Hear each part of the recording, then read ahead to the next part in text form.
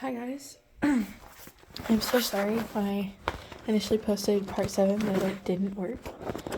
I didn't realize until I posted part 8. I know I said it a couple times, so I'm going to re-record part 7 and keep the video this time because I deleted the video file. Because I'm like, oh, I'm done with it. I'm not going to need it again. That is a regret. So, let's get on with the video. You go downstairs with Brian about half an hour after Slender came to speak with you. Hello, my dear. Are you hungry? Slender asks. Still not really hungry when you asked me the first time. You say. That's fine. You can eat it whenever you want. It's in the fridge, Slender says. Do you want to finish moving your stuff to your new room? Tim asks.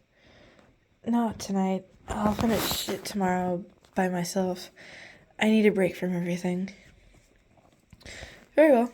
I understand what I said is a lot to take in. You can treat me how you used to, if you want to. Our relationship may change if you want, Slender says. If I can still call you my uncle, I don't care. You say. Very well. Your father is heavily upset with me for what I had said. He had a few times where he could have saved you, Slender says. You remember seeing him those few times he's bringing up. He always hid when Zalgo had people over. Only once did Zalgo truly have you stay out and meet your father. He didn't refer to him as your father, however. I know I hid a lot when Zalgo had people over. Zalgo had me meet him once, though. You knew Zalgo would never let you leave with him. Zalgo needed you where you were going to be so you could be used against Slenderman someday. You got out when Zalgo was away late at night. He went hunting every full moon for you. Only one other person was in the mansion, guarding the outside of your bedroom door.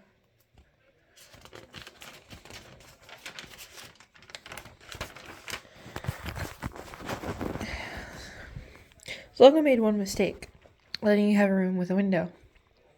You got out through the window and ran as fast and as far as you could. You were a 10-year-old girl who could run like a wolf. You ran so far, you had found Slenderman in that time. He stared at you for a few seconds when you two first met, not sure to kill you or protect you. I still remember the day I found you, you say.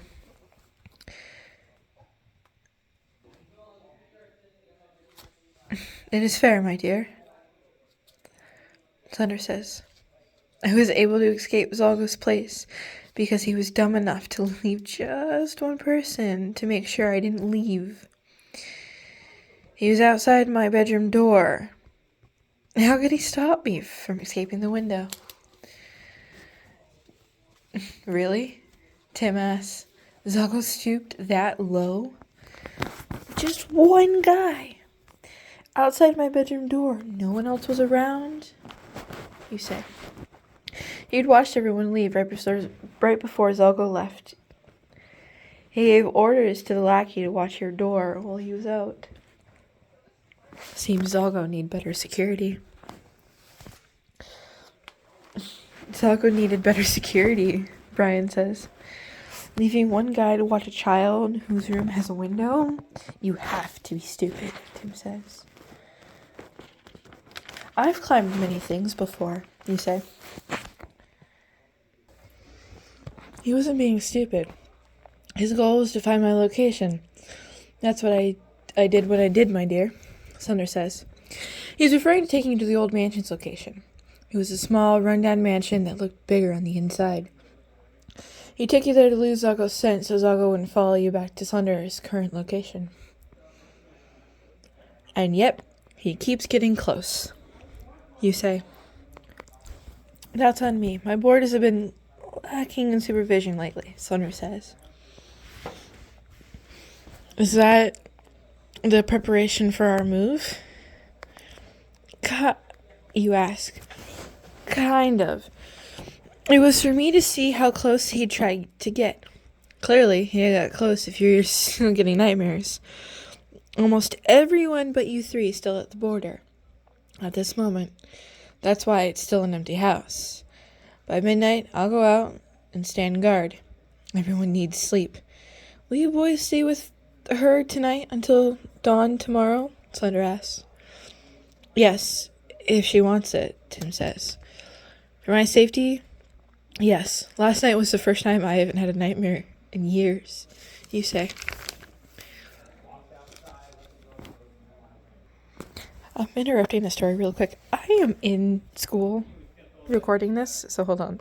So, like, if you hear other voices, it's like teachers walking by and stuff.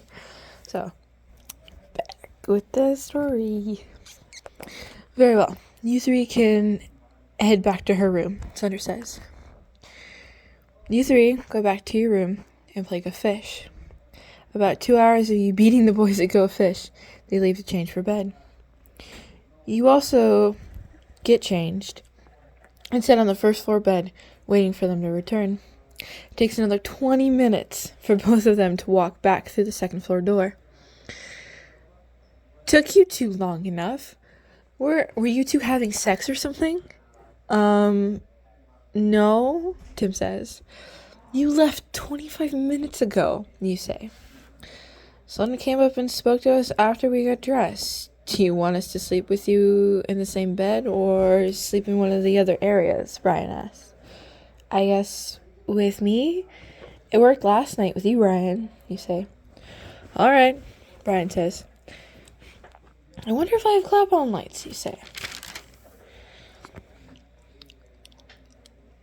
As the boys reach down on the first floor and reach closer to your bed, Brian opens his mouth. Seems bad if people are having... Brian starts to say. I'm aware. Not like the three of us are at that step yet either, you say. What do you mean, step? Tim asks. Okay, let me rephrase. We aren't at third base yet.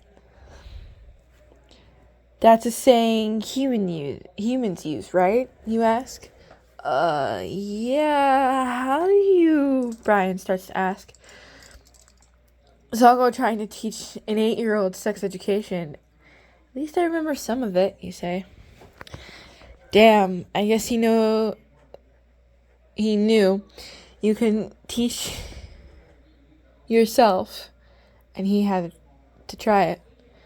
Both boys get in bed, leaving the right side next to Brian open.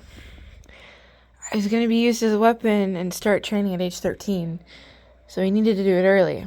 But some of his children that are his followers forget the information and never relearn it because it's useless to them, you say? That's harsh. You're the only one to truly leave, huh? Tim asks.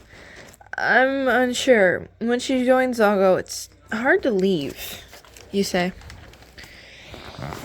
I don't think Slender will let you leave either. I mean, we all kind of have warrants out because of the people we've killed, and Tim, we took an oath to stay loyal to Slender, Ryan says. I get that, Tim says. I was just curious. Can I get in the middle? I'll feel safer that way, you say. Brian gets up and you get in his place. And the time he was laying there, his body heat warmed the bed a little. Comfortable? He asks.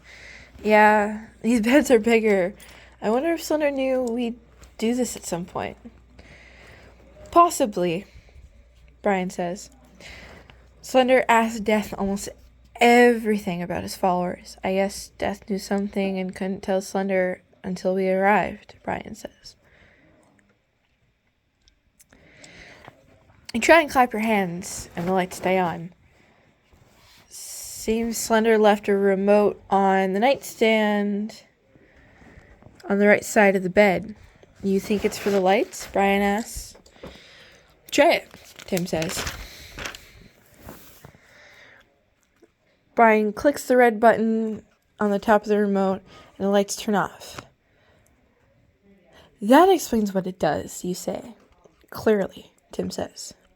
Let's hope nothing bad happens tonight, Brian says, agreed.